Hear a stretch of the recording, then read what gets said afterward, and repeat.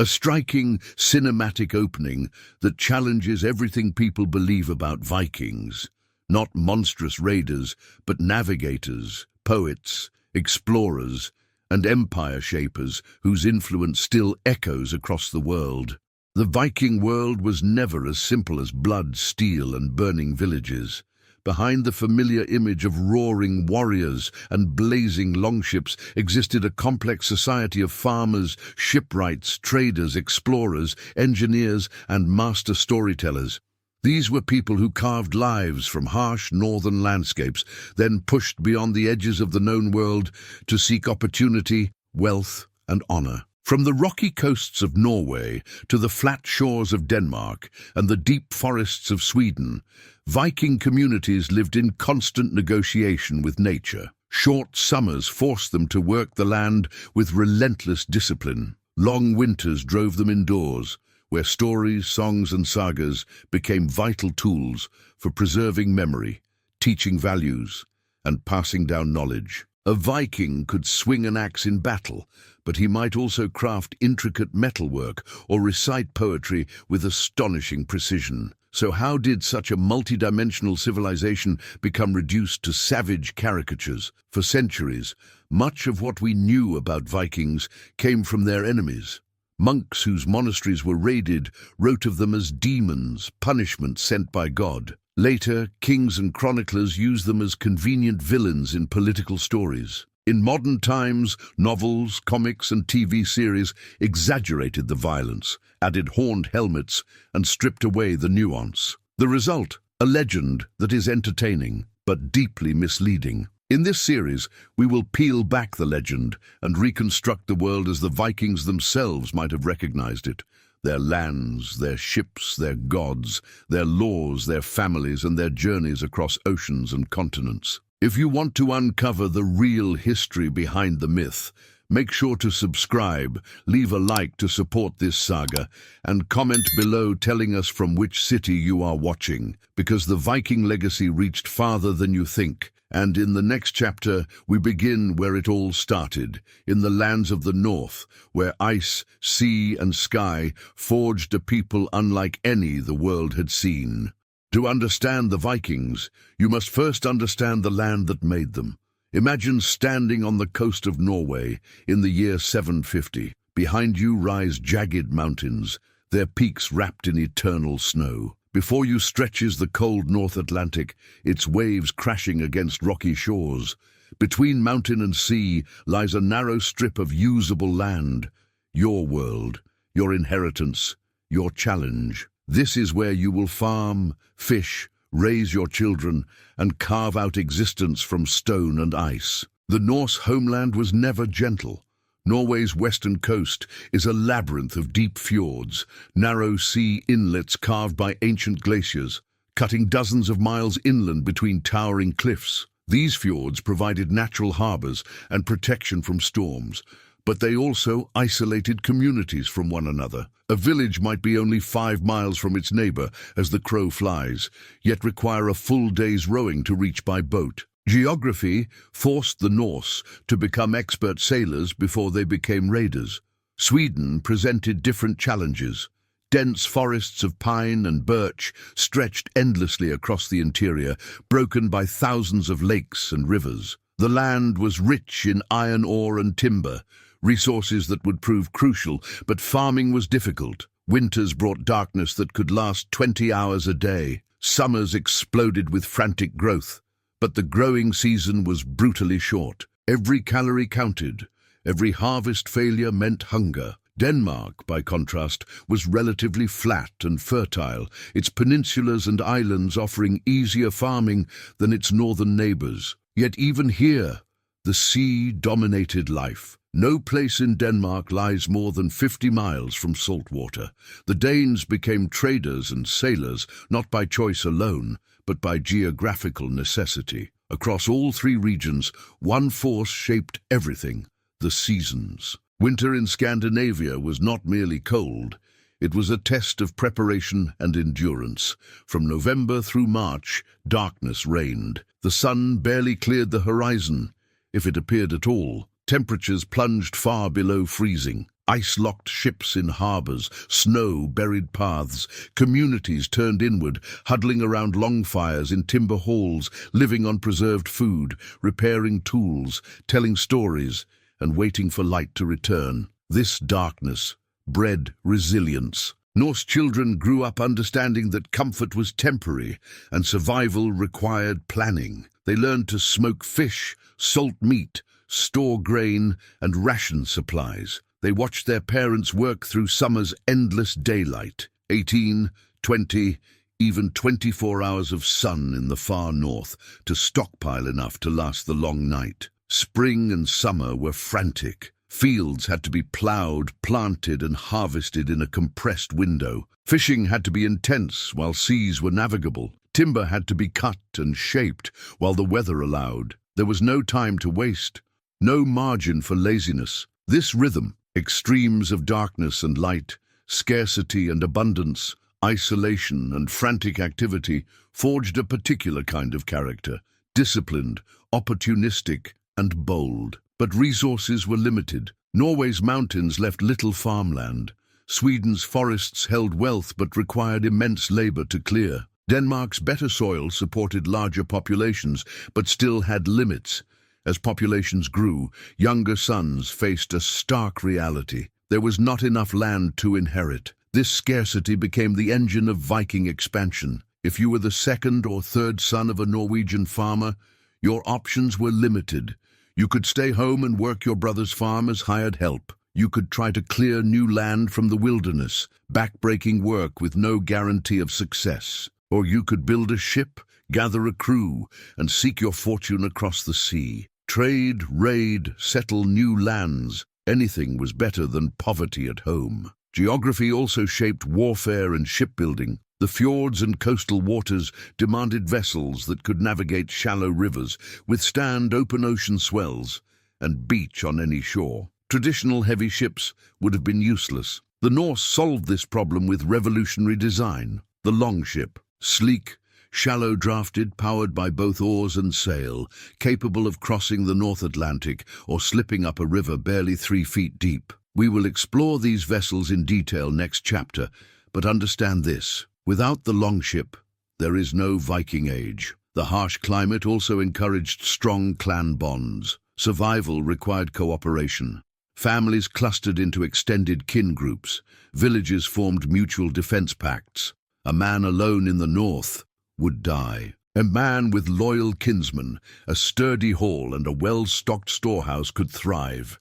This emphasis on loyalty, honor, and collective strength became central to Viking identity. The land taught other lessons too. In a world of scarce resources and long, dark winters, success went to those who planned ahead, worked tirelessly during opportunity, and struck boldly when the moment came. These values, discipline, opportunism, courage, would carry the Vikings far beyond their frozen homeland. By the late 700s, Scandinavian communities had matured. They had mastered their environment. They had refined shipbuilding, metalwork, and navigation. They had developed a culture that valued exploration, personal honor, and cleverness as much as brute strength.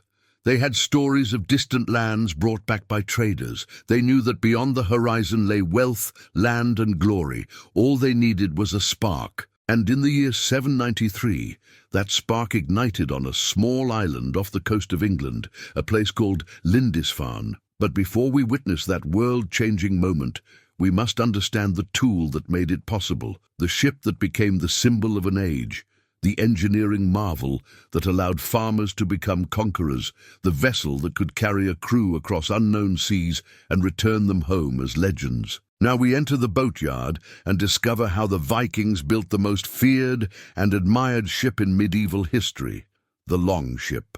The longship was not just a vessel, it was a revolution carved from oak and pine, a masterpiece of engineering that turned farmers into oceanic explorers and transformed the balance of power across 3 continents. Stand in a Norwegian boatyard around the year 780. Watch as master shipwrights select trees, not randomly, but with an expert eye honed over decades. They seek oak for the keel, the ship's backbone, pine for the planking, lighter and more flexible. Each tree is chosen for its grain, its curve, its natural shape. A trunk with the right bend becomes a rib without waste. This is not carpentry.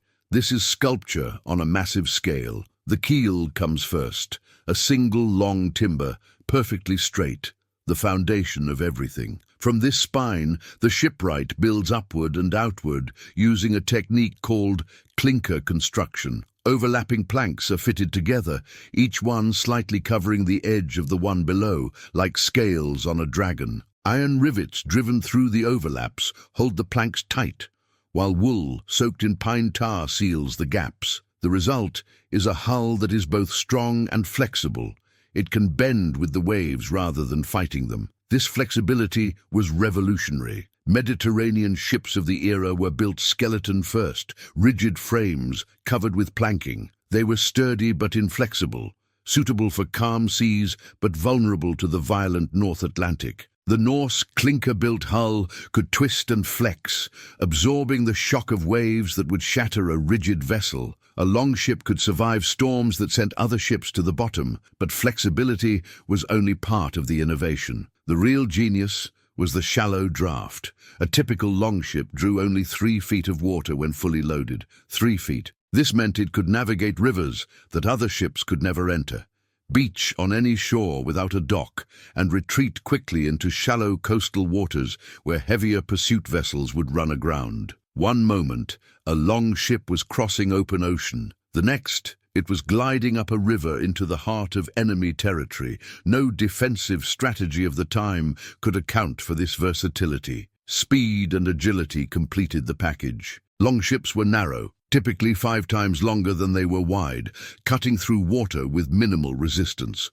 A crew of 30 to 60 oarsmen could propel the ship at 5 or 6 knots, under oar power alone. Add the square sail, woven from wool and reinforced with leather strips, and a longship could reach 10 knots or more with a favorable wind. For context, most cargo ships of the era struggled to make 4 knots. Vikings could strike and vanish before word of their approach even spread. The shipbuilding knowledge passed from father to son, master to apprentice, through hands-on teaching rather than written plans. No blueprints existed. A master shipwright carried the design in his mind and muscles, in the practiced eye that could judge a curve or test a timber's strength with a single blow of an axe. Boys grew up in boatyards, learning to split planks, drive rivets, tar seams. By the time they built their first ship, they had absorbed decades of collective wisdom. Every longship was more than functional. It was a work of art. Prows were carved into fearsome shapes. Dragons, serpents, wolves, these were not mere decoration. The carved beast head announced the ship's identity and intimidated enemies. Some believed the figureheads held spiritual power, warding off hostile spirits or carrying the crew's luck. When approaching friendly shores, tradition demanded the beast head be removed, a sign of peaceful intent. When approaching battle, it stayed mounted, a promise of violence. Shields lined the rails, overlapping in brilliant colors: red, yellow, blue, black. They served as both protection and display, transforming each ship into a floating banner of intimidation and pride. The sight of a longship on the horizon, beast heads snarling, shields gleaming, oars beating in perfect rhythm, sent terror through coastal settlements across Europe. But a ship is only as good as its crew's ability to navigate. The Vikings had no compasses, no charts, no sextants, yet they crossed the North Atlantic routinely, reaching Iceland, Greenland, and eventually North America. How? They read the world. Experienced navigators used the sun's position to gauge latitude, tracking its height above the horizon at noon. They observed the stars, particularly the North Star, to maintain bearings at night. They watched birds. Certain species only fly within a day's journey of land, so a bird flying toward the horizon meant land lay ahead. They studied wave patterns, learning to recognize the distinctive swells that indicated open ocean versus the choppier motion near landmasses. They tasted the water, detecting the fresh current of a river mixing with salt sea. They even observed whales and seals, whose migration routes provided natural highways across empty ocean. Some scholars believe Vikings used a sunstone, likely a crystal of Iceland spar, to locate the sun's position even through clouds by observing polarized light. Whether myth or reality, the principle remains. Vikings developed navigation into an art form, reading signs invisible to others. The psychological impact of the longship cannot be overstated. For coastal communities in England, Ireland, France, and beyond, the appearance of dragon-prowed ships on the horizon became synonymous with disaster. Church bells would ring in alarm. Villagers would flee inland. Monks would hide holy relics and pray. The longship itself became a weapon of terror before a single warrior stepped ashore. This was the tool that changed history. With the longship, Vikings could strike anywhere with impunity. Coastal monasteries, river towns, even inland cities became vulnerable. Traditional defenses, walls, armies positioned to block land approaches, meant nothing when attackers could arrive by water, strike at dawn, and disappear before reinforcements arrived. The longship transformed the Norse from isolated northern farmers into international raiders, traders, explorers, and conquerors. It carried them to England, Ireland, Scotland, and France. It took them down Russian rivers to Byzantium. It brought them across the Atlantic to Iceland, Greenland, and the shores of North America. But the first time the longship's true power became clear to the wider world was not in exploration or trade. It was in blood and fire on a small island monastery that had never imagined such devastation possible. In the next chapter, we witness the raid that shocked Christian Europe and announced the Viking Age with brutal clarity. The attack on Lindisfarne, the day the dragon ships first revealed their teeth. June 8, 793. The date that split history in two. Lindisfarne was a small tidal island off the northeast coast of England, connected to the mainland by a causeway that disappeared beneath the waves at high tide. For 2 centuries, it had been one of Christianity's holiest sites in Britain, a monastery founded by Irish monks, home to illuminated manuscripts, golden chalices, jeweled reliquaries, and the bones of St. Cuthbert himself. Pilgrims came from across Europe to pray there. Kings donated treasure to secure their souls. The monks lived in peaceful isolation, their days measured by prayer bells and the copying of sacred texts. They had no reason to fear the sea. That morning, dragon ships appeared through the mist. How many? Chronicles disagree. Perhaps 3, perhaps a dozen. It hardly mattered. The monks had no weapons, no walls strong enough to matter, no warriors to mount a defense. The raiders moved with brutal efficiency. They knew exactly what they wanted and where to find it. Gold and silver altar vessels went into sea chests. Jeweled book covers were pried from their manuscripts. The raiders had no use for Latin scripture, but gems and precious metals translated across any culture. Anything portable and valuable was seized. Monks who resisted were cut down. Some were taken as slaves, a commodity as valuable as silver in Scandinavian markets. Others were killed outright, their blood staining the monastery floors. A few fled across the tidal causeway, carrying news of devastation to the mainland. By afternoon, the longships were gone, riding low in the water with their plunder, leaving behind smoke, bodies, and a shattered sanctuary. Why Lindisfarne? Why monasteries at all? The answer is brutally practical. Monasteries were wealthy, undefended, and predictably located along coasts and rivers, perfect targets for a maritime raid. Christian establishments had accumulated enormous treasures.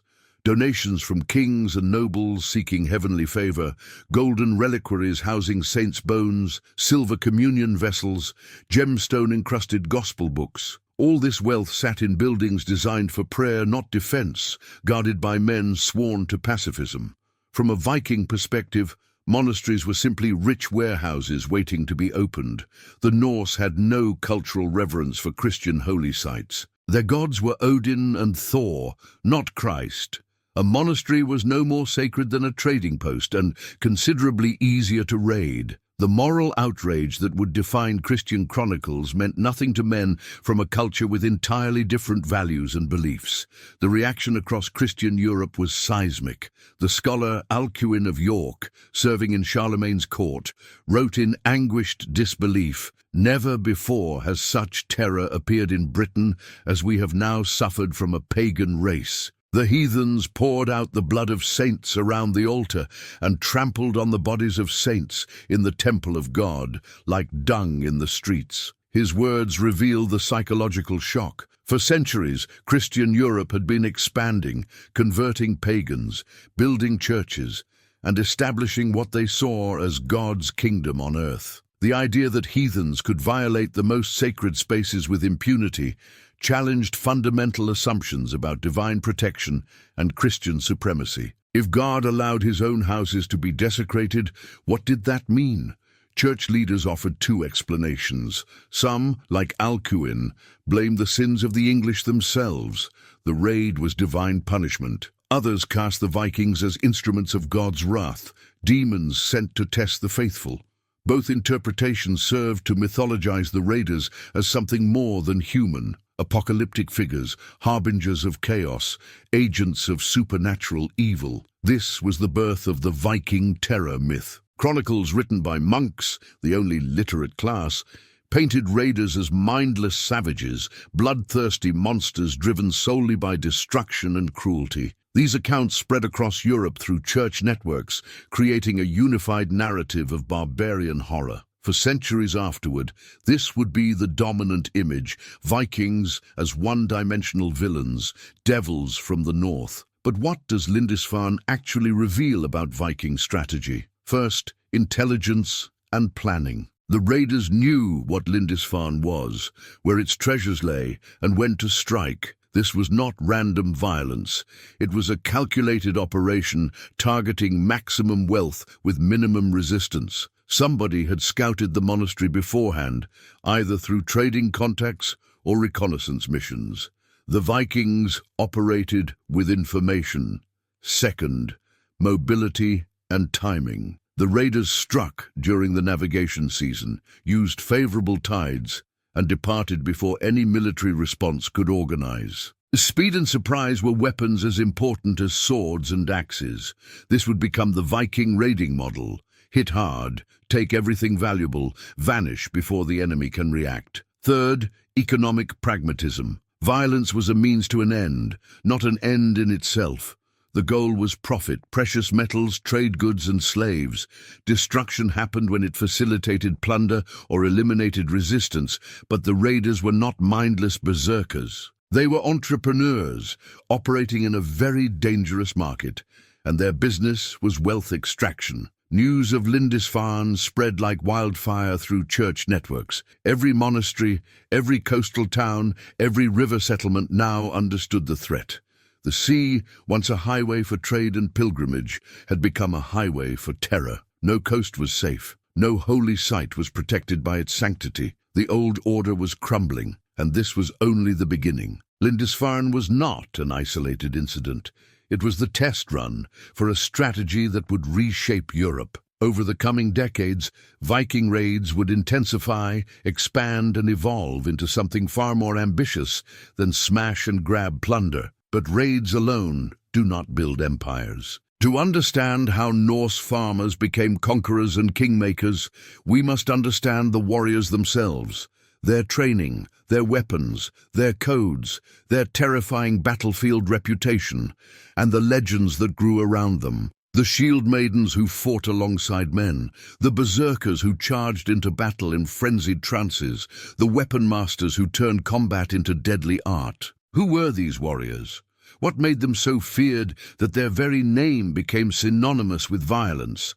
The answers lie in the culture that forged them, the rituals that prepared them, and the unbreakable bonds of clan and honor that drove them into battle. To be a Viking warrior was not simply about swinging an axe.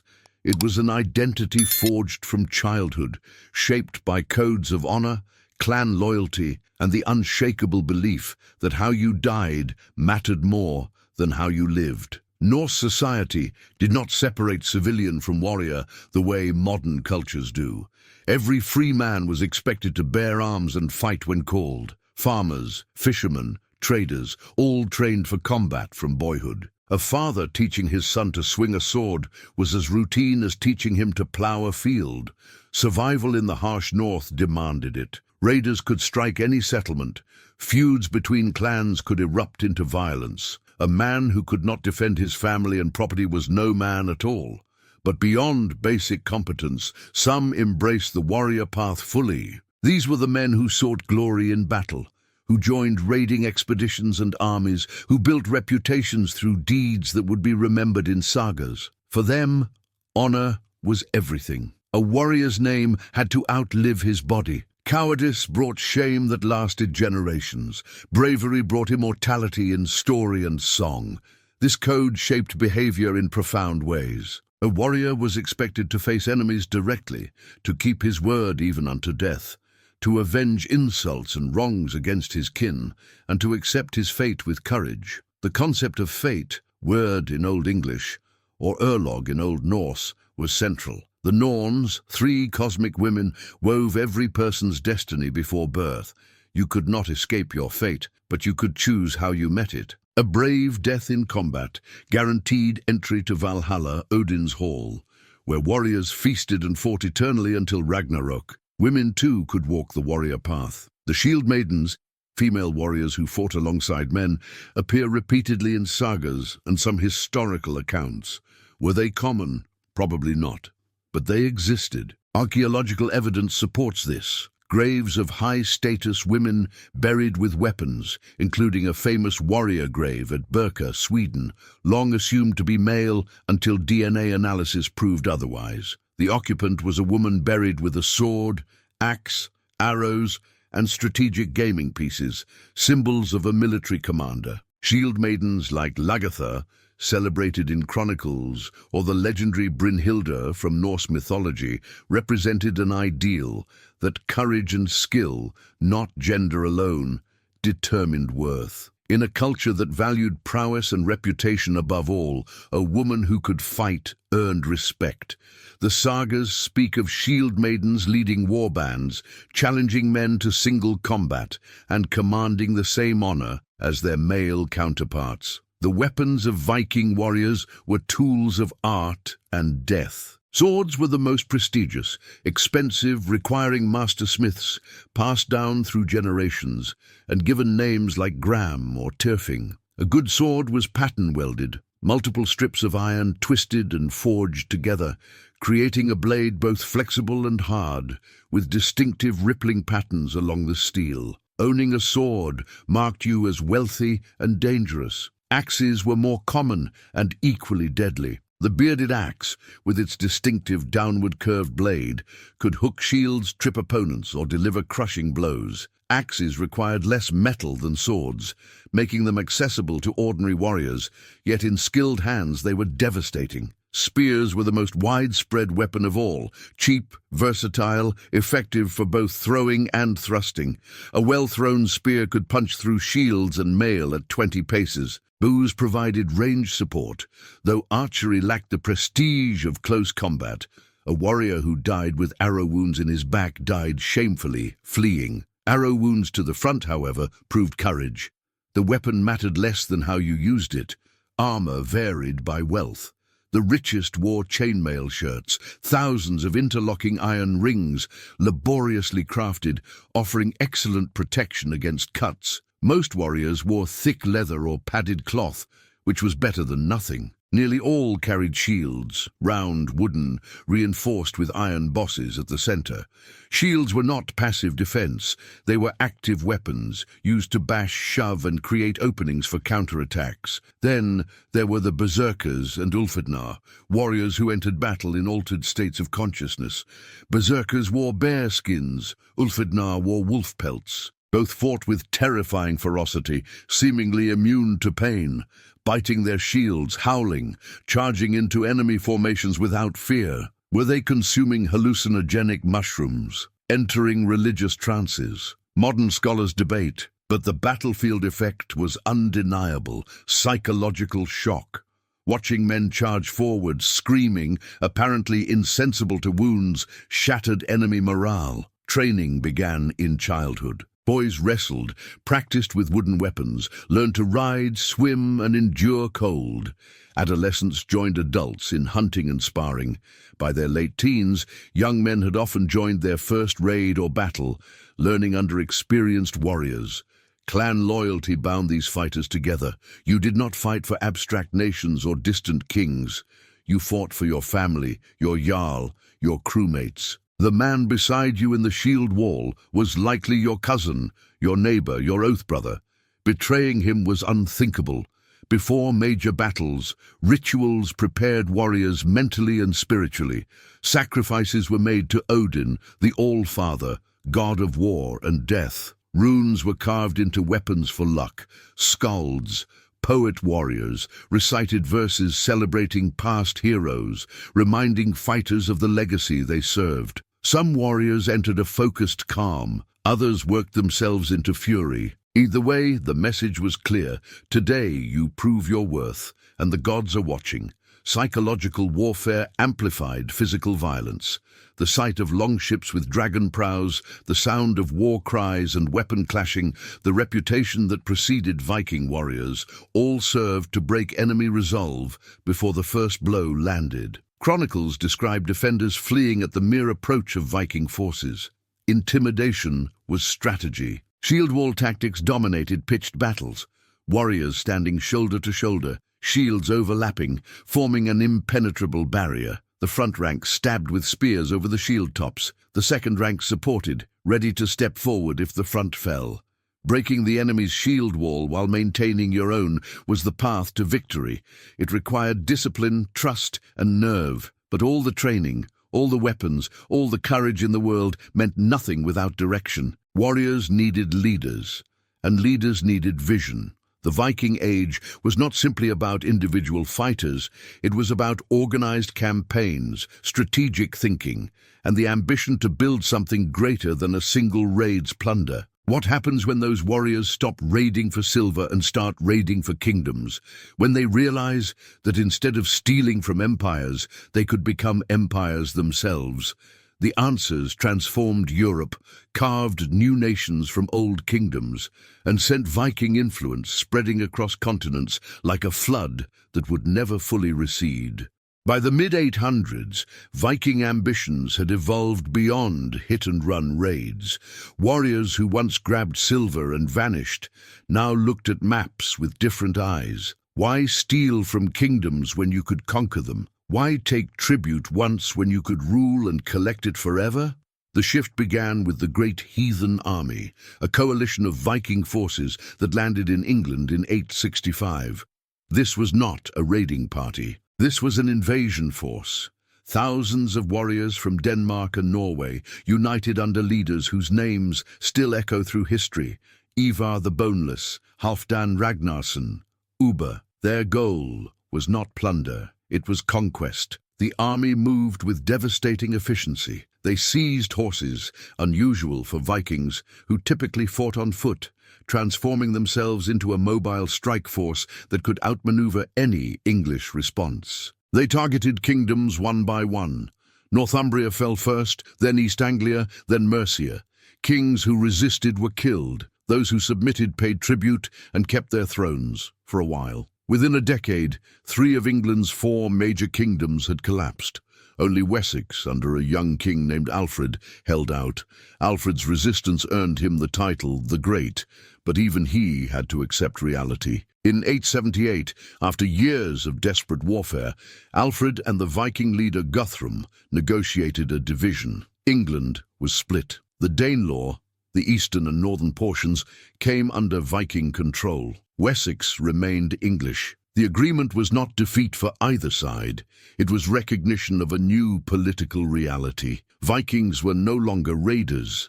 They were rulers. In the Danelaw, Viking settlers established towns that still exist today. York became Jorvik, a thriving trade hub. Lincoln, Nottingham, Derby, Leicester, all became centers of Scandinavian culture in England. Danish law blended with English custom. Norse words entered the English language by the hundreds. sky, knife, egg, law, husband, window. The genetic and cultural imprint of this settlement remains visible in modern Britain. Meanwhile, to the west, Vikings carved footholds across Ireland and Scotland. Dublin, founded by Norse raiders around 841, grew into a major trading port connecting Scandinavia, Britain, and continental Europe. Viking jarls ruled as Irish kings, intermarried with Gaelic dynasties, and created hybrid cultures. The Galloglass, elite mercenary warriors of mixed Norse-Gaelic heritage, became legendary across the region. Scotland's northern and western islands, the Hebrides, Orkney, Shetland, fell under Norse control so completely that they would remain Scandinavian territories for centuries. But the western expansion was only half the story. While Danes and Norwegians sailed west, Swedish Vikings looked east and found rivers of silver. The great rivers of Eastern Europe, the Volga, Dnieper, Don, became highways into the unknown. Swedish traders, warriors, and adventurers known as the Rus traveled south through dense forests and across vast steppes, portaging their ships between waterways, negotiating with, and sometimes conquering Slavic tribes. They established fortified trading posts that became cities: Novgorod, Kiev, Smolensk.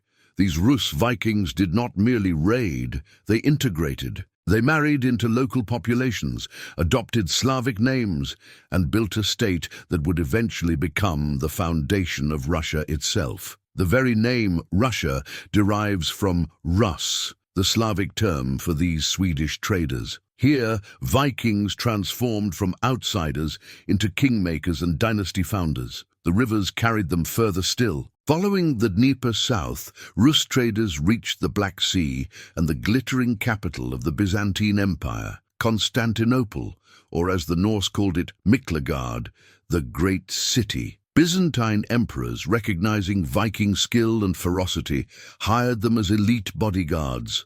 The Varangian Guard.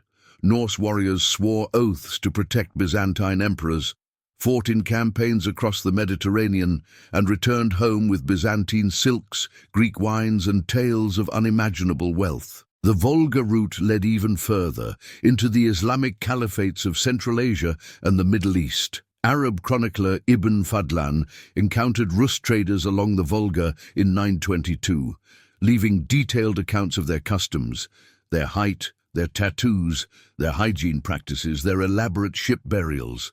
These Vikings traded furs, slaves, amber, and walrus ivory for silver dirhams, Arab coins that flooded back north by the thousands. Archaeological hoards across Scandinavia contain Arabic silver, proof of trade networks stretching from Baghdad to Bergen. These exchanges were not merely economic. Ideas, technologies, art styles, and religious concepts flowed along the trade routes. Vikings encountered Islam, Orthodox Christianity, and exotic cultures they had never imagined. Some converted, others simply absorbed influences, bringing back new metalworking techniques, artistic motifs, and strategic knowledge. The provincial raiders of the early 800s were becoming cosmopolitan merchants and diplomats by the late 800s. Viking political influence now stretched across an astonishing geography.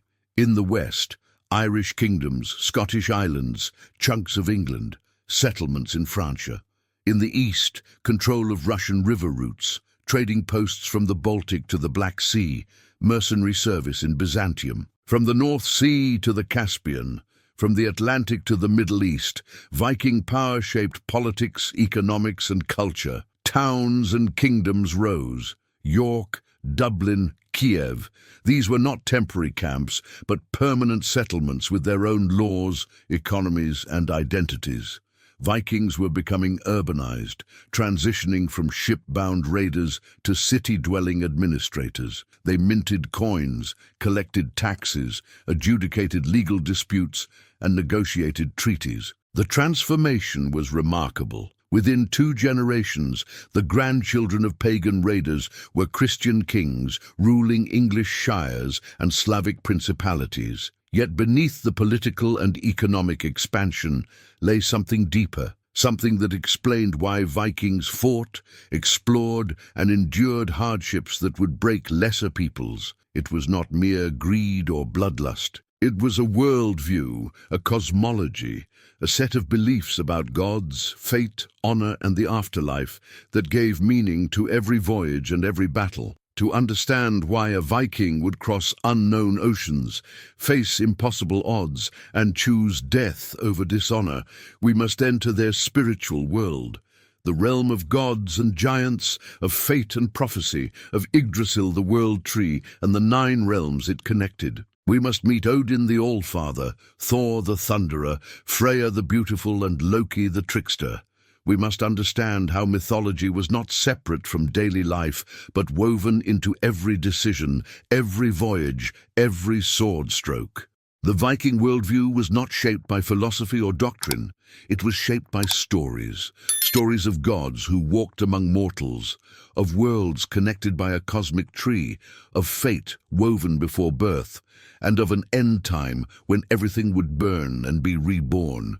These were not abstract beliefs. They were living forces that explained the world and guided action. At the center of it all stood Yggdrasil, the world tree, an immense ash tree whose roots and branches connected 9 worlds. Asgard, home of the gods, sat among the highest branches. Midgard, the world of humans, occupied the middle realm, encircled by a vast ocean where the Midgard serpent waited. Jotunheim housed the giants, ancient enemies of gods and men. Hel, realm of the dead who did not die in battle, lay in the deepest roots. The tree was constantly under threat. A dragon gnawed at its roots. Deer ate its leaves. Yet it endured, holding reality together through cosmic struggle. This cosmology reflected Viking reality. The universe was not a peaceful paradise, but a battleground where order constantly fought chaos, where survival required strength and cunning, where even gods could die. Nothing was permanent. Everything moved toward Ragnarok, the twilight of the gods, when fire giants would storm Asgard, gods would fall, and the world would be consumed in flames before being born anew. This awareness of inevitable endings gave life urgency and made every moment matter. The gods themselves were not distant or perfect. They were flawed, passionate, and relatable. Odin, the All-Father, was the god of wisdom, war, poetry, and death. He traded one eye for knowledge, wandered the world in disguise seeking wisdom, and welcomed slain warriors to Valhalla. But Odin was also ruthless and deceptive, willing to betray even his followers when fate demanded it. He represented the harsh truth that wisdom required sacrifice and survival sometimes demanded cunning over honor. Thor, Odin's son, was the people's god, straightforward, powerful, the protector of Midgard. He wielded Mjolnir, the hammer that never missed and always returned to his hand. When thunder rolled, Thor was riding his chariot across the sky, battling giants who threatened the cosmic order. Farmers prayed to Thor for good harvests and protection. Warriors invoked him before battle. His strength was dependable where Odin's wisdom was enigmatic. Freya, goddess of love, beauty, fertility, and war, embodied Norse views on femininity, powerful, independent, and complex. She rode into battle, claimed half the slain warriors for her hall, Folkvanger, practiced Seder magic, and owned a cloak of falcon feathers that allowed flight. She was desired by gods and giants alike, but answered to no one. Freya represented the idea that strength and beauty, warfare and fertility, were not opposites, but complementary forces. Then there was Loki, trickster, shapeshifter, father of monsters, and agent of chaos. Neither fully god nor giant, Loki existed between categories, challenging order through cunning and mischief. Sometimes his tricks helped the gods, other times they brought disaster. He fathered the Midgard serpent, the wolf Fenrir who would kill Odin at Ragnarok, and Hel, goddess of the underworld. Loki represented the unpredictable forces no planning could control. The storm that sinks ships, the betrayal from a trusted friend, the chaos lurking beneath apparent stability. The afterlife was not singular, but multiple. Warriors who died bravely in combat went to Valhalla or Folkvanger, where they feasted, fought, and prepared for Ragnarok. Those who died of old age or sickness went to Hell's realm, not a place of punishment necessarily, but a shadowy reflection of life. The key was dying well. A brave death earned eternal glory. A cowardly death brought shame that lasted generations. This belief system demanded rituals. Sacrifices were offered to gods at seasonal festivals, animals slaughtered, their blood sprinkled on altars and participants, their meat shared in communal feasts. These were not grim affairs, but celebrations connecting community, gods, and ancestors. The autumn blot ensured winter survival. The spring blot promised good harvests. Midwinter blot honored the dead and renewed bonds between the living and those who came before. Magic, particularly cider, occupied an ambiguous space. Cider involved trance states, prophecy, and manipulation of fate itself, powerful but considered unmanly for men to practice, though Odin himself learned it. Female practitioners, vulvas, were respected and feared. They could see futures, curse enemies, and communicate with spirits. A vulva's prophecy could change the course of events, and communities consulted them before major decisions. Mythology was not separate from daily life. It was daily life. When a Viking named his sword, he invoked legendary weapons like Gram or Tyrfing. When he carved runes, he channeled Odin's magic. When storms raged, Thor battled giants.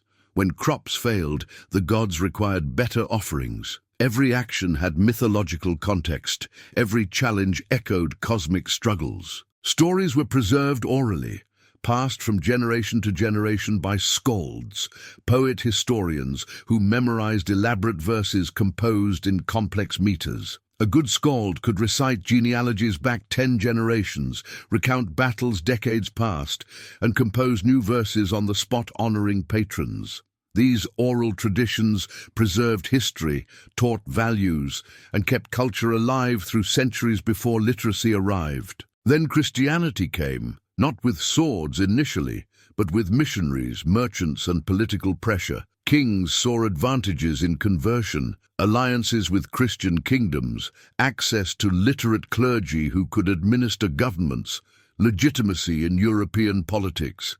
Conversion happened gradually, unevenly, often syncretistically. A king might be baptized but still offer sacrifices in private. A farmer might attend church on Sunday but carve Thor's hammer amulets for protection. Over generations, the old gods faded, not erased but transformed. Thor became a folk memory. Odin's wisdom merged with Christian saints. Yule celebrations were absorbed into Christmas. The myths survived in Icelandic sagas written by Christian monks who preserved pagan stories even while promoting new faith. The cosmology shifted, but the values, courage, honor, loyalty, acceptance of fate remained embedded in the culture. By 1000 CE, Scandinavia was nominally Christian, yet the transition was incomplete. Two worldviews coexisted awkwardly, one that promised salvation through faith, another that demanded glory through deeds, one that valued humility, another that celebrated pride, one that preached turning the other cheek, another that required blood vengeance for insults. This tension shaped the late Viking Age, as Christian Vikings navigated a world where their ancestors' values clashed with their new religion's demands. But before we witness that final transformation, we must step back from battlefields and temples into something equally important, the daily rhythms that sustained Viking society. Because behind every raid, every voyage, every conquest stood farmers ploughing fields, craftsmen forging tools, families raising children, and communities building the foundations that allowed warriors to sail in the first place. Strip away the raids and battles, and you find something unexpected. Vikings were farmers first, warriors second. The longships and legends rested on foundations of barley fields, fishing nets, and forge fires. Daily life was the engine that powered exploration, and understanding it reveals how ordinary people sustained extraordinary achievements. The vast majority of Norse people never raided.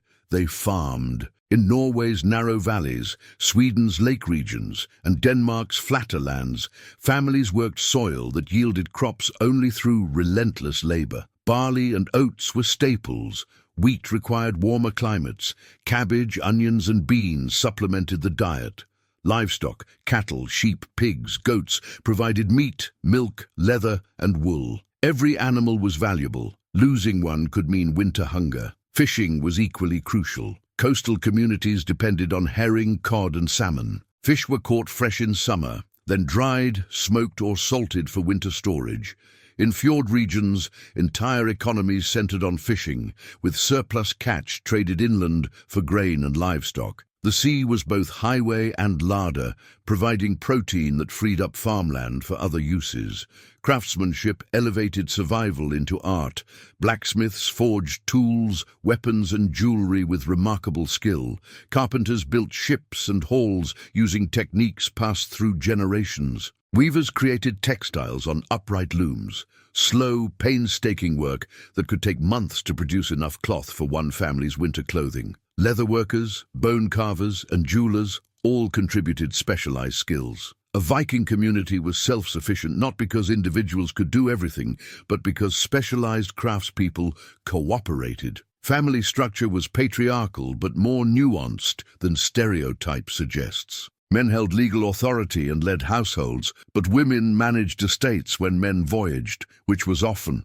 A Viking wife controlled household keys, supervised servants and slaves, allocated resources, and made decisions that kept farms running for months or years while husbands raided, traded, or explored. Women could own property, inherit land, seek divorce, and demand compensation for wrongs. They were partners in survival, not possessions. Children learned through work. Boys helped in fields, tended animals, and trained with weapons. Girls learned weaving, cooking, and household management. Both genders heard sagas and stories that taught values, history, and expectations. Education was oral and practical. Literacy was rare until Christianity brought writing. What mattered was mastering skills needed for survival and understanding your place in family and community. Laws maintained order without centralized government. The Thing, a community assembly, gathered regularly to settle disputes, make collective decisions, and adjudicate crimes. Free men attended, heard cases, and voted on outcomes. A man accused of murder could be declared an outlaw. Stripped of legal protection, his property forfeit, anyone entitled to kill him without consequence. Outlawry was social death, often forcing exile. This legal system valued compensation over punishment. If you killed someone's brother, you paid vergild, man price, to the family. The amount varied by status. A chieftain's life cost more than a farmer's, a free man's more than a slave's. Accepting payment ended the feud legally, though honor sometimes demanded blood vengeance regardless. The system was imperfect, but maintained social cohesion in societies without police or courts. Appearance mattered immensely. Vikings were not filthy barbarians. They were fashion-conscious and hygienic. Archaeological finds reveal combs, tweezers, ear cleaners, and razors in burial goods. Men groomed beards, women styled elaborate braids. Clothing was layered, linen undergarments, wool tunics and dresses, cloaks fastened with ornate brooches. The wealthy wore silk imported from Byzantium, dyed fabrics in expensive colors, and jewelry displaying wealth and status. Looking good was not vanity, it was social communication, announcing your position and prosperity. Feasts were the social glue binding communities. When harvests succeeded or warriors returned, halls filled with food, drink, and celebration. Roasted meat, fresh bread, ale, and mead flowed freely. Skalds recited poems honoring hosts and heroes. Contests of strength, wit, and boasting entertained crowds. These gatherings reinforced bonds, settled alliances, and created memories that became stories. A generous host gained reputation, a stingy one lost respect. Poetry was competitive and complex. Skalds composed in intricate meters using kennings, metaphorical phrases where whale road meant sea, battle sweat meant blood. Composing good verse required intelligence, memory, and verbal dexterity. A skald who could improvise clever verses honoring a jarl might earn gold, land, or protection. Poetry preserved history and established reputations that outlived death. Long-distance trade connected isolated farms to global networks. Merchants carried furs, amber, walrus ivory, and slaves south, returning with silver, spices, wine, and luxury goods. Trade routes stretched from Scandinavia through Russia to Byzantium and Baghdad, west to Ireland and Iceland, south to Francia and beyond. A farmer who never left his valley might own Arabic silver coins or Byzantine silk because Vikings integrated their local economies into international commerce. This interconnection sustained exploration. Ships required timber, rope, tar, and provisions, products of farming and craft. Crews needed families maintaining farms while they voyaged. Plunder and trade goods enriched communities, funding more expeditions. The entire system was circular. Daily labor enabled voyages. Voyages brought wealth. Wealth improved daily life. Improved life enabled more ambitious voyages. The Viking Age was not created by warriors alone, but by communities that could spare men for seasons at a time, produce surplus to equip expeditions, and maintain stability during absences. Behind every longship stood farmers, craftspeople, and families whose labor made the extraordinary possible. Yet even as this intricate society reached its peak, some Vikings pushed beyond known limits entirely. Not content with raiding Britain or trading in Russia, they turned west toward the open Atlantic, where no maps existed and survival was anything but guaranteed. They would settle islands no human had seen, cross oceans that terrified experienced sailors, and reach a continent Europeans would not discover again for 500 years. These were not the greatest warriors or the richest jarls. They were settlers, exiles, and dreamers, willing to risk everything for land, freedom, and the chance to build something new in the uttermost west, beyond the edge of the world. In 874, a Norwegian chieftain named Ingolfur Arnason sailed west into unknown waters, seeking land beyond the reach of kings and feuds. He found an island of fire and ice, a volcanic wilderness where geysers erupted, glaciers crept across mountains, and nobody had ever lived.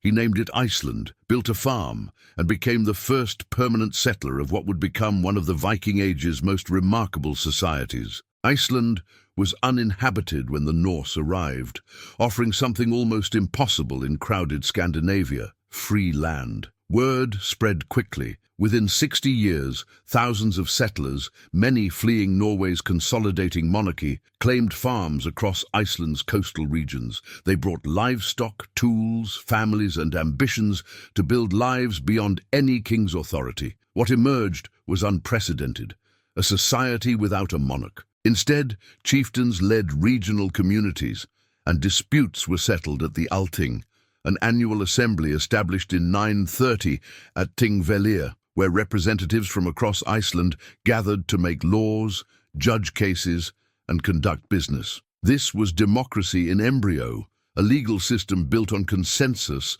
and reputation rather than royal decree. The Althing would meet continuously for over 800 years, making it one of the world's oldest parliaments. Iceland became a cultural powerhouse. With no kings demanding military service, Icelanders channeled energy into literature. They preserved Norse mythology in written form, composed sagas chronicling family histories and heroic deeds, and created a literary tradition that survives as humanity's clearest window into Viking worldview. Without Iceland, most of what we know about Norse gods, heroes, and customs would be lost. But Iceland was just the beginning. In 982, a hot-tempered settler named Erik Thorvaldsson, Erik the Red, was exiled from Iceland for killing a neighbor in a feud. Exile was serious. 3 years banned from society, your property forfeit, no legal protection. Rather than wait out his sentence skulking in isolation, Eric sailed west into even more unknown waters, searching for land rumored to exist beyond the horizon. He found it, a massive island of glaciers and fjords. Eric explored its western coast, discovering areas with grass, shrubs, and decent hunting. When his exile ended, he returned to Iceland with tales of a fertile new land. He called it Greenland, a marketing decision since most of it was ice, but the name worked.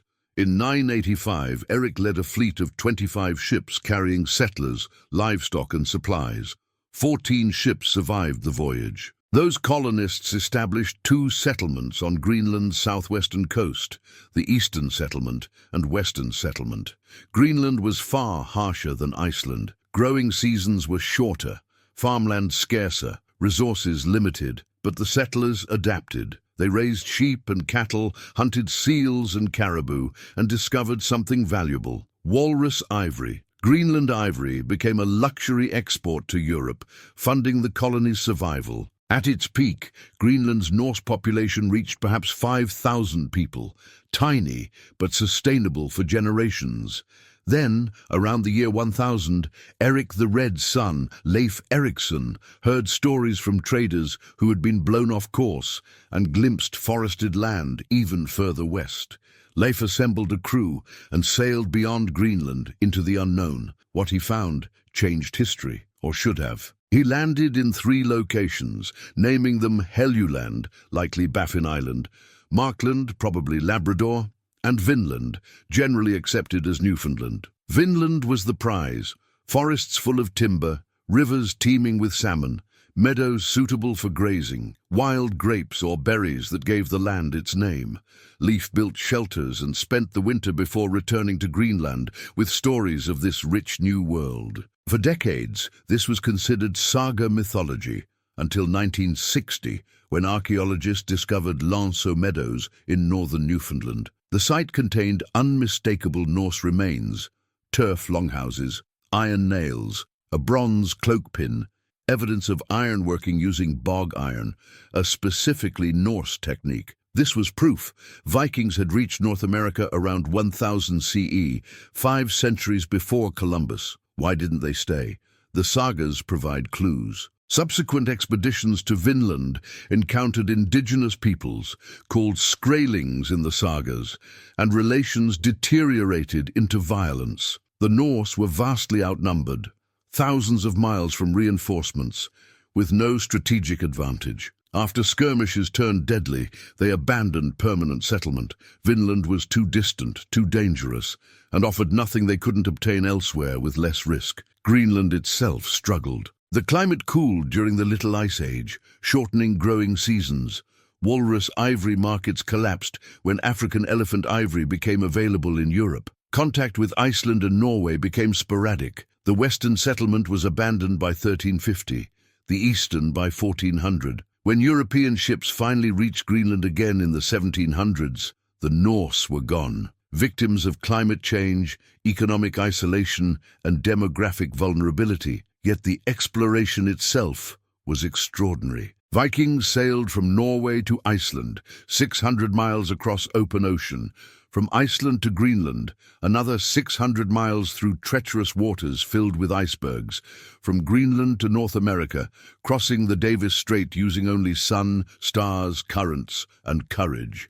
They established settlements on the edge of survivability and maintained them for centuries. This was not accidental stumbling, but intentional exploration. Vikings proved humans could cross the Atlantic, settle hostile environments, and survive through adaptation and determination. They reached the New World, not through technological superiority, but through sheer nerve and navigational skill refined over generations. The colonies failed, but the achievement endures.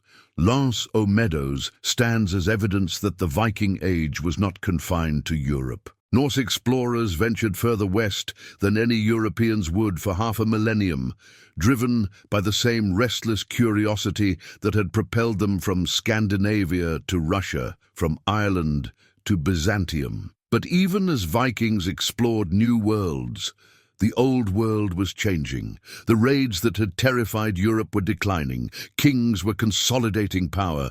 Christianity was reshaping belief systems. The decentralized, adventurous culture that had launched 1,000 longships was transforming into something more settled, more structured, more European. The Viking Age was ending, not with conquest or catastrophe, but with evolution, as the descendants of raiders became the founders of kingdoms, the shapers of nations, and the ancestors of millions who would never know a dragon-proud ship slicing through morning mist.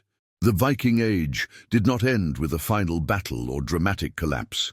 It faded gradually, transformed by forces both internal and external, until the raiders and explorers became kings, merchants, and settlers, indistinguishable from the European societies they had once terrorized. By the mid-1000s, Scandinavia was unrecognizable from the fragmented tribal regions of 793. Norway, Sweden, and Denmark were becoming centralized kingdoms under powerful monarchs who demanded loyalty, collected taxes, and monopolized violence. Kings like Harald Bluetooth of Denmark and Olaf Tryggvason of Norway consolidated power by crushing independent jarls, outlawing private warfare, and bringing regional chieftains under royal authority. The age of independent warbands sailing where they pleased was ending. Now, if you wanted to raid, you needed royal permission, and kings had other priorities. Christianity accelerated this transformation. Conversion was not merely spiritual, but political. Christian kings could marry into European royal families, gain support from the church's administrative machinery, and legitimize their rule through divine right rather than mere strength. Harald Bluetooth famously converted Denmark around 965, proclaiming on the Jelling Stone that he made the Danes Christian. Norway and Sweden followed over the next century, sometimes through persuasion, often through coercion. The old gods retreated. Temples were destroyed or converted into churches. Sacrifices became crimes. Skalds who once praised Odin now composed hymns to Christ. The cosmology shifted. Valhalla gave way to heaven, fate to providence, honor through battle to salvation through faith. Not everyone converted willingly. Paganism persisted in remote areas for generations, but the cultural center moved decisively toward Christianity. Economic changes diminished raiding's appeal. By 1000, European kingdoms had adapted. Coastal defenses improved. Standing armies could respond faster. Monasteries built fortifications or relocated inland. Meanwhile, trade became more profitable than plunder. Why risk death raiding when you could sell goods peacefully? Scandinavia's integration into European trade networks, exporting furs, timber, and fish, while importing wine, silver, and luxury goods, offered wealth without the risks of warfare. The last great Viking military adventure came in 1066. A year that marked both the apex and the end. Harald Hardrada, King of Norway and former Varangian Guard commander, invaded England claiming the throne. He was a giant of the late Viking Age, warrior, poet, veteran of battles from Russia to Sicily. At Stamford Bridge, he led his army against the English under King Harold Godwinson. The battle was ferocious. Harald Hardrada died fighting, his army shattered. 3 weeks later, Harold Godwinson himself fell at Hastings, defeated by William the Conqueror, a Norman duke descended from Viking settlers in France. The irony was complete. Vikings defeated by Vikings who had become something else. The Normans were Scandinavian in ancestry, but French in culture, Christian in faith, feudal in structure. They represented what Vikings became when they settled, intermarried, and absorbed the societies they conquered. Within a generation of 1066, no one could launch a traditional Viking raid. The world had changed, but Norse society did not disappear. It evolved. In England, the Danelaw's legal traditions influenced English common law. Words like law, bylaw, and outlaw are Norse in origin. Hundreds of place names ending in by, thorpe, and kirk mark Scandinavian settlement. Genetic studies show significant Norse ancestry across northern and eastern England, Scotland, and Ireland. In Russia, the Rus Vikings founded dynasties that ruled for centuries. The Kievan Rus state became the foundation of Russian, Ukrainian, and Belarusian identity. In Normandy, Viking descendants conquered England, Sicily, and parts of the Middle East, spreading Norse administrative innovations across Europe. In Iceland, the Althing continued, preserving democratic traditions and literary heritage. The Viking Age ended, but its children shaped the medieval and modern worlds. Language carried Viking influence everywhere. English absorbed over 2,000 words from Old Norse: sky, egg, knife, anger, trust, want, take, get. Grammatical structures shifted under Norse influence. Without Vikings, English would be a different language entirely. Modern Scandinavian languages evolved directly from Old Norse, preserving much of its structure and vocabulary. Exploration techniques pioneered by Vikings influenced later European maritime expansion. Norse navigational methods, reading stars, currents, and wildlife, informed later explorers. The longships' design principles influenced shipbuilding for centuries. The cultural memory of crossing the Atlantic, settling hostile lands, and surviving through adaptation became part of the European psyche. Then came Romanticism. In the 1800s, as nationalism swept Europe, Vikings were rediscovered and mythologized. Poets, artists, and composers portrayed them as noble savages, pure Nordic ancestors, symbols of national strength. Wagner's operas, Victorian paintings, and nationalist literature created a fantasy Viking divorced from historical reality, complete with horned helmets no real Viking ever wore. This romanticized image persists in popular culture, often overwhelming the complex historical truth. Today, Viking legacy is everywhere. Their genetic imprint marks millions across Europe and beyond. Their words shaped the English language. Their legal innovations influenced Western law. Their exploration proved human capability to cross oceans and settle new worlds. Their mythology inspires literature, film, and art. Their reputation, earned, exaggerated, and mythologized, symbolizes exploration, courage, and the restless human drive to push beyond the horizon. The Vikings were not superhuman. They were farmers who became sailors, raiders who became traders, pagans who became Christians, warriors who became kings. They adapted, survived, and transformed because their culture valued flexibility, courage, and pragmatism over rigid tradition. They left no empire in the traditional sense. No Viking nation endures, but their influence is woven into the fabric of the Western world. From the frozen fjords of Norway to the streets of York, from the rivers of Russia to the shores of Newfoundland, the Vikings proved that a small population from a harsh land could reshape continents through courage, ingenuity, and unshakable determination. Their story is not merely history, it is a testament to what humans can achieve when they refuse to accept limits, when they build ships and sail toward the unknown, when they turn obstacles into opportunities and survival into legend. The age of the longship has passed. The dragon-proud vessels are museum pieces now. The gods sleep in forgotten groves. But the spirit that drove those ships across unknown seas, that settled Iceland and reached America, that turned raiders into kings and farmers into explorers, that spirit echoes still every time someone looks at the horizon and wonders what lies beyond, every time someone faces impossible odds and pushes forward anyway, every time someone refuses to accept that the world is finished being discovered. The Viking Age ended over 900 years ago, yet in a very real sense it never ended at all. The Vikings were not simply raiders. They were engineers, storytellers, traders, explorers, and complex human beings shaped by one of the harshest environments on Earth. From narrow fjords and frozen fields, they built ships that could cross oceans, laws that could hold societies together without kings, and stories powerful enough to survive 1,000 years.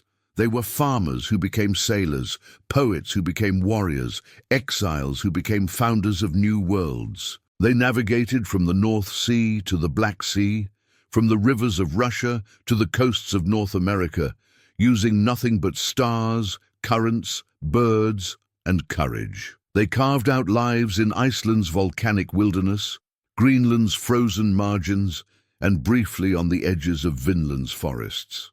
They traded with Byzantium and the Islamic world, served as bodyguards to emperors, and reshaped the politics of England, Ireland, Scotland, and Eastern Europe. Their gods fell, their longships rotted, and their independent warbands faded into centralized kingdoms. Yet their influence never disappeared. It lives in our languages, our laws, our cities, our DNA, and our stories. The Viking Age ended, but the Viking legacy did not. It endures as a symbol of resilience in the face of brutal conditions, curiosity in a world of unknown horizons, and the unstoppable human drive to push beyond what is familiar and safe. When we look at a map today, when we cross oceans in hours instead of weeks, when we tell stories about explorers, rebels, and pioneers, we are still, in some way, speaking the language of the Vikings. If this journey through the real history of the Vikings changed the way you see them, make sure to subscribe to the channel, leave a like to support this work, and share this video with someone who still thinks Vikings were just mindless raiders. And tell us in the comments, which part of the Viking story surprised you the most? Their ships, their gods, their laws, or how far they truly traveled?